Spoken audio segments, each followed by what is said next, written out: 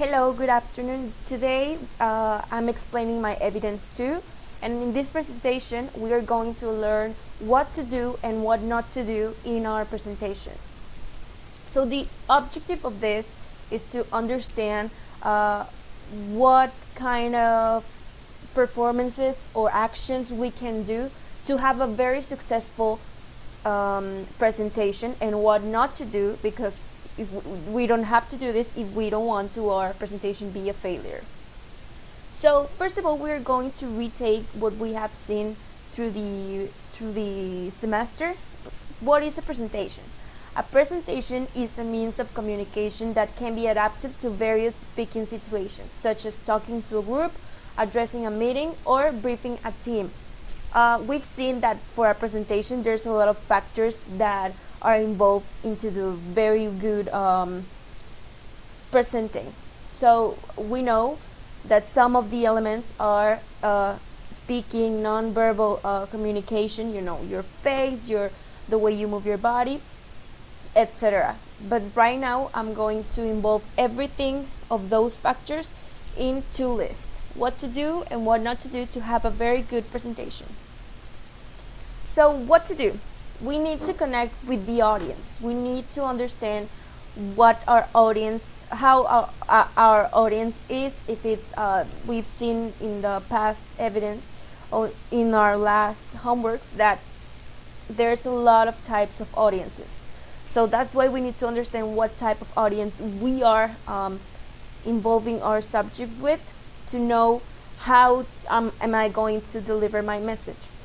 Always it's very important to smile, because smiling makes the people have this connection as well, and maybe they can see you as a friendly person, and I think it's a very good element to make the connection we talked about. Take time to speak. There are some presenters that they just talk too fast. They are and that can be very distracting, and as well I think that your message cannot be understood clearly, because maybe you stole some words or you don't pronounce them correctly. So let's take your time to speak, and let's breathe to have a good fluent speaking. Be yourself. I think that's very important, because that's what you're projecting in a presentation.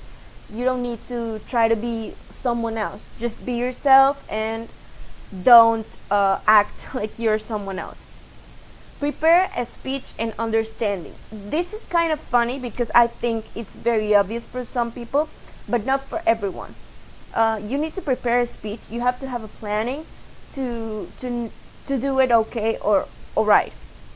You need to understanding, because learning in speech with your memory, okay, probably it's going to be a good thing, to memorize it, but it could be a bad thing also, because what if you forget something about your speech and you're so focused on, I learned my speech, that you forget the main idea of your speech. So I think it's very important to understanding, to know how to deliver the message. Eye contact. I think this is one of the most important things, because it makes you connect with the audience as well, but it makes you trustable. It means that you're telling the truth and you know about your subject. Have a straight posture. This is about body language as well. Sometimes when we are having a presentation, we or maybe we close our arms, or we are kind of, with a little hump. So we need to be very straight and in a very professional posture. The next point is use different tone of volume for emphasis. This is very important, because maybe if you are, giving a storytelling, and in your story there's a sad part, you're not going to tell it just the way you're telling a happy part. Maybe when you're happy, you are, yes, and we did this, but when you're sad, you can't be with the same volume of the part when you were, happy. I think it's very important to use volume to make an emphasis, or maybe if you're just explaining something and you want to make a really clear point, maybe your voice can get a little higher. Be confident.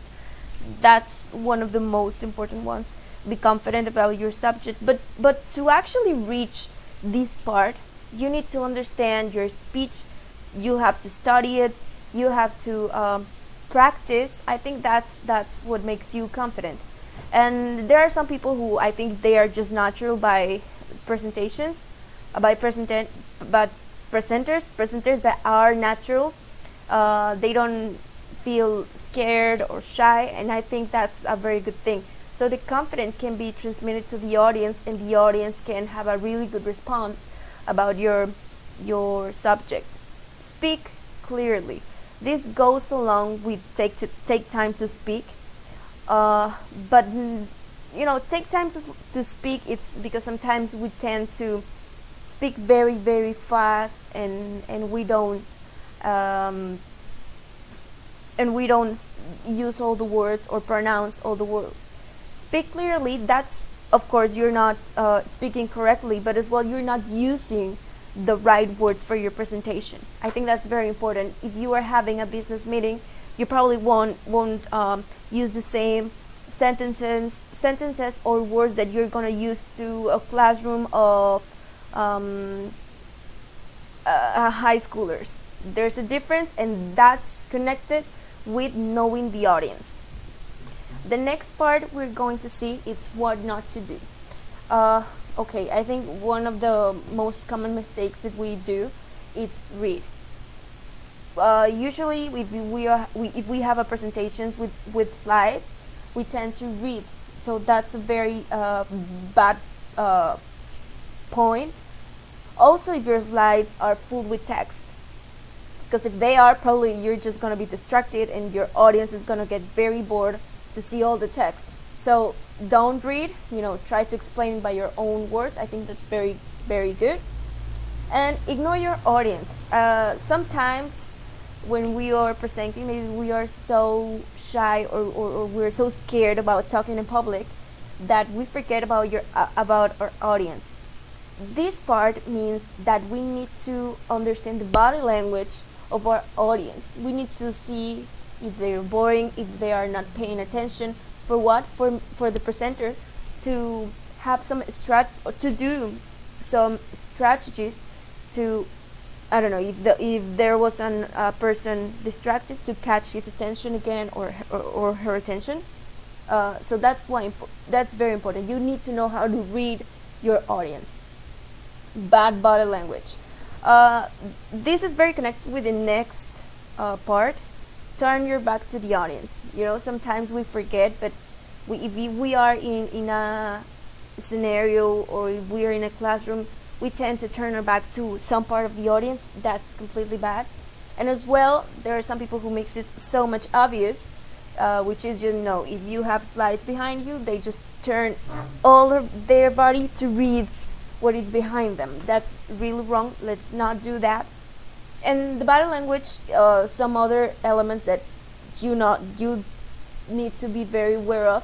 It's about moving too much. Maybe you're very nervous, or maybe your legs are trembling, and as well, maybe you are with your arms closed, which means that you have a closed body language, and that you're not accepting opinions, or that you're very closed, or you're very insecure.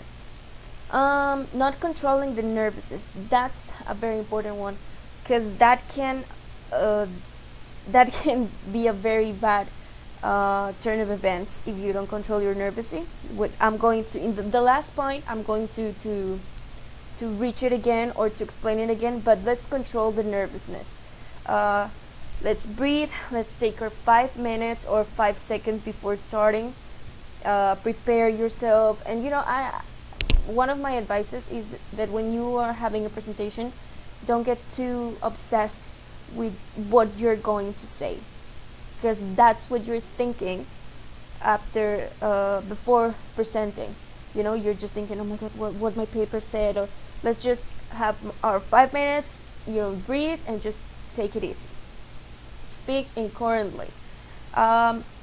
This is very important, because like I said, you need to have a plan. You cannot have I don't know, like an introduction in the middle and the closure you're going to, and the main parts of the presentation are going to be at last, or maybe the development of your work is going to be from the beginning. I don't know, it needs to be well structured. That's why you cannot speak incongruently. That's what it means. You cannot tell them an idea, then do another different one, and then return to the first idea. Okay, that's not that's incorrectly. Lack of information. This is one of the worst things that can happen in a presentation, that you don't know what you're talking about. And it's very common in school when you have a paper, and I don't know, maybe you didn't study enough, or the teacher said that you were going to say the last part when you studied the first part. I don't know, sometimes like that, and you don't know it. I think that if you are having a presentation, you should study all the presentation, even though if you're working with teams, maybe you can do your part, but I can read it and try to make it better, or have a practice of it. So I think it's very important to be informed. The lack of information can make us nervous, and that nervousness, it can be the uncontrol of yourself, and losing control, and having a really bad presentation. Avoiding eye contact. I think this is very important, because when you're having a presentation, you want to look at your audience. So if you are avoiding eye contact, maybe you will not create the connection with the audience, and as well, you're not going to maybe tell the audience will think that you're not telling the truth. So the eye contact is very important.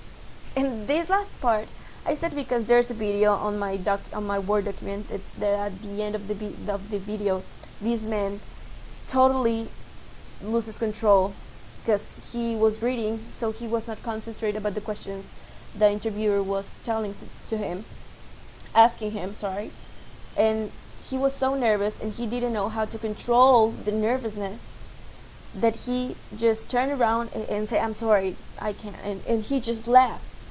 That's one of the worst things you can do. If you are very nervous, maybe you can take like 5 seconds, or try to breathe, or try to speak a little lower, but don't leave the conference, don't leave your presentation, because that makes you feel that will make your audience very uncomfortable as well, because you don't want to see something so cringy, because I think it's cringy, but it's very important to, if you're nervous, just assume it, and do not say you're nervous. I think that's one of the worst mistakes. But you can just breathe, take your time, and get involved with the subject. That's what I think is the best thing you can do. And thank you very much. This was my evidence too, and I hope you liked it. Thank you.